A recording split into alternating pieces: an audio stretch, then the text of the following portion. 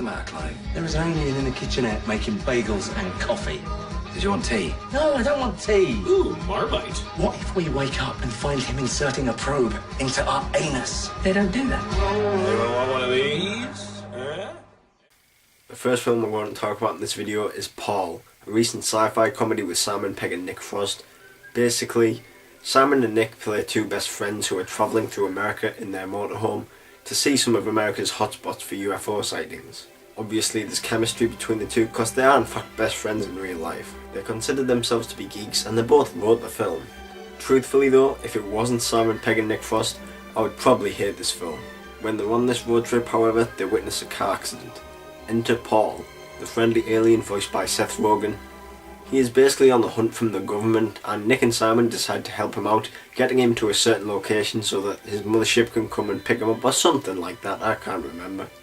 However, things don't go to plan as they find themselves hunted by Jason Bateman, a mysterious FBI agent, as well as two misfit cops played by Bill Hader and the chimp fucking little bastard from Pineapple Express. Overall, the film just seems to be a bit of a mess in terms of storyline. I would have been happy just to see Simon, Nick and Paul travelling through America, but the fact that all these characters are brought in and it's essentially a chase movie, it just feels like a cartoon. The film is essentially a mishmash of references to other sci-fi films, but in quite a good way, not like these epic movie or disaster movie pieces of shit. Here the references are reasonable and occasionally relevant. Nick and Simon tried so hard to get every possible sci-fi reference in this movie, and truthfully, I didn't care about what was going on with the storyline. I just ended up quizzing myself just to get which film they were referencing. They ended up recreating the terrible fight scene from Star Trek, which can be seen on YouTube. I think the title is The Worst Movie Fight Scene. There are then numerous other references from Predator to Close Encounters of the Third Kind. Most of these references don't add anything to the storyline. For instance, there's a scene when they walk in a bar and the Star Wars Cantina music is playing. Why? Because they wanted to reference Star Wars. And that's really, to me, all the film is, just a bunch of sci-fi references. Again, unlike epic movie or disaster movie which have no fucking storyline whatsoever. The jokes in the film are drawn out. I never truly laughed out loud watching this movie. There were the odd chuckle here and there, but that was it really. The female character in the movie, the sort of love interest with Simon Pegg, I may give something away here, so spoiler alert.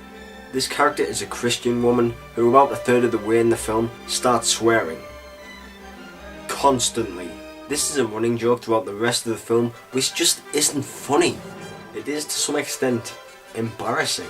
Truthfully only a kid would find these funny, and given this is rated 15 in England and I think it's rated R in America, chances are kids aren't going to see it until it's out on DVD. There are some instances in the movie which I found were pretty clever. There's a nice, I guess, cameo from Steven Spielberg, which I thought was very clever.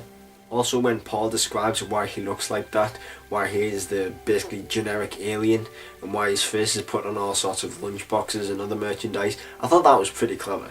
And also Sigourney Weaver's fairly small role in the film. Her identity is kept secret throughout the earlier parts of the film, but if you've seen the poster, read articles and other reviews, you basically know that she's in the film. The film as a whole feels like a mixture between a Judd Apatow and Edgar Wright film. Obviously we have Simon and Nick who are both on Shaun of the Dead and Hot Fuzz, and then we have Bill Hader and Joe Truglio, stars of numerous Judd Apatow movies, and the two don't really seem to go together. I don't want to give the impression that I hated this film. I didn't. I found it to be a fairly fun ride. I don't believe it must be seen in theatres, there's no reason why you should. Just wait for it to be shown on TV. I wouldn't even recommend buying it from the shop, just rent it from Blockbuster when it's out.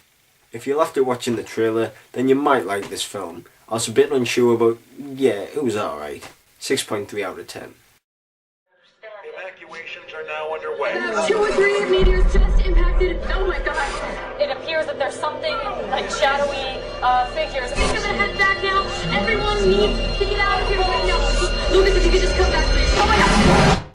You may recall a film released last year with a similar concept titled Skyline. It sucks. No time went into developing the characters, actually producing a decent script, and at least trying to get some known actors. They were terrible. It's like the writers just thought up the shittest way to end the film. Fucking atrocious. Overall, bad film.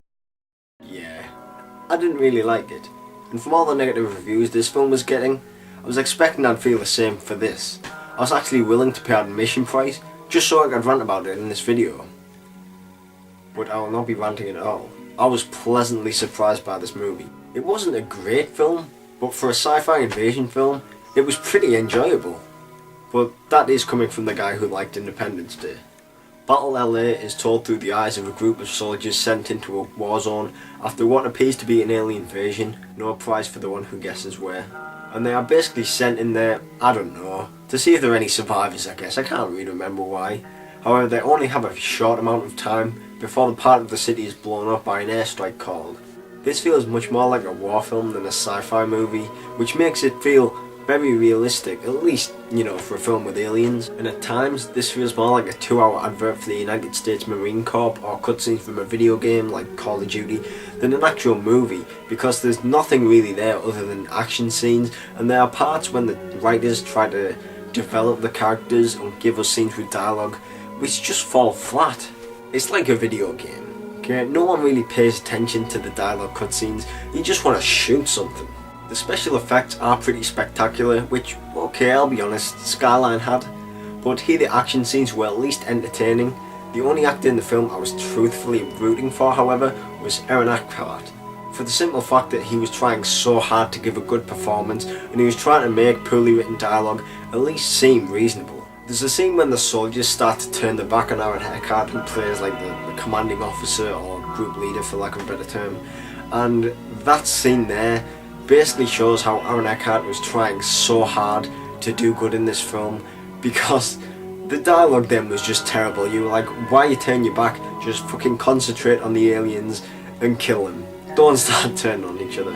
The film is basically on a plateau, as there are just constant scenes of the soldiers fighting, and it has the same level of excitement throughout the whole film. It doesn't really go anywhere, but I had a hell of a fun time watching it, I'm not gonna lie. Whether that was because I went in there expecting a terrible film, after all, Empire magazine gave it 2 stars, 1 less than Skyline. I have a feeling people will start comparing this to District 9, after all both the directors are South African, and it has a similar sandy colour scheme. However, if you go in there expecting another District 9, you will be disappointed. Do I recommend you see this film? Yes. Don't change any plans to see it, but if you were planning on seeing it anyway, then yeah, check it out. It won't have the same effect watching it on a small TV screen. Fuck the critics, this is a decent war movie. 6.8 out of 10. I've been gone for 4 days. My wife is out there in the city she doesn't know. Excuse me, sir, do you have an invitation? That's my wife over there. Liz, Do I know you? what's wrong? It's me. Your husband. Martin? You are Dr. Martin Harris? Last time I looked. Is this some kind of a joke? You know this man? No. Please. Get him out of here. Please. Based on the novel Out of My Head by Didier van Cauwelaert, Liam Neeson plays Martin Harris, who was involved in a car accident in a taxi cab, and after awakening from a 4-day coma, realises that no one knows who he is. People believe that he's an imposter, his wife doesn't recognise him.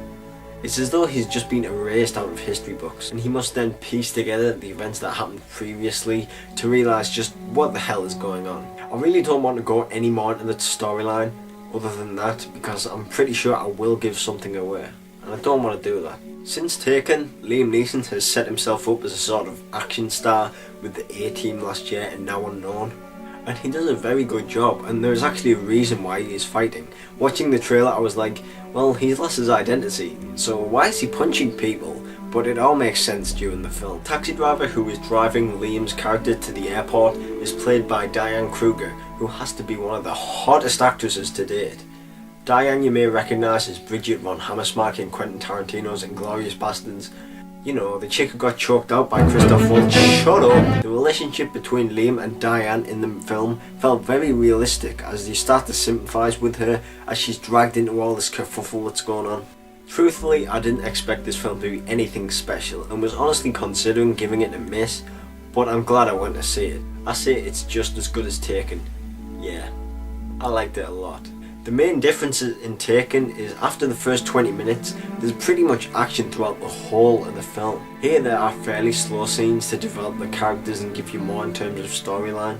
but once there's an action scene, whether it be a fight scene or a car chase, it's very exciting. I think the reason why this hasn't got as good reviews as Taken is because that was the first real action film with Liam Neeson in his old age, where we saw him take on a friggin' army of pimps to get to his daughter. For Unknown, we've already seen Liam Neeson play this similar sort of role, and it's a very similar movie, both taking place in Europe.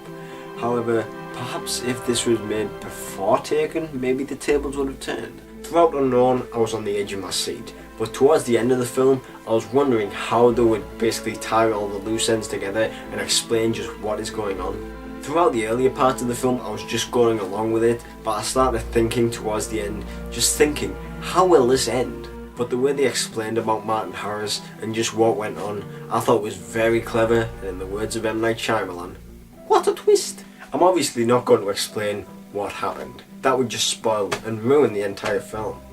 But it does remind me of a film released a few years ago, and I'm not actually sure of the name of it, but I'm pretty sure I have watched it, because when it ended I was like, well, I've seen this ending before, but I forgot the name of it. So if there are any film buffs out there, please leave a comment or a personal message if you don't want to ruin the film for anyone else, because just tell me, you know, what that film was.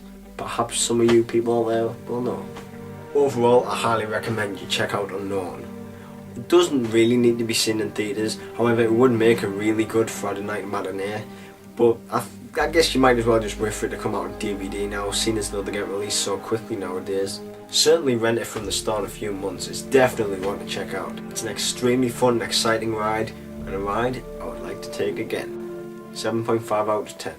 And that concludes this review video, guys.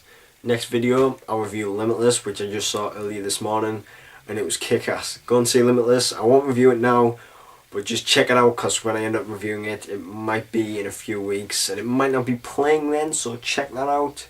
I'll then review, I don't know, Sucker Punch and The Lincoln Lawyer, or whatever else I see, I don't know. But until then, peace out, y'all. The film is essentially a mishmash of references. The film is essentially a mishmash of others. The film is essentially a mishmash of references.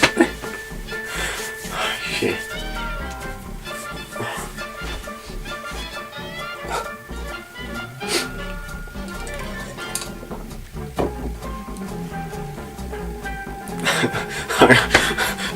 Sorry.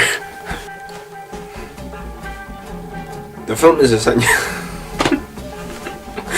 I can't do it. I can't stop laughing. Right.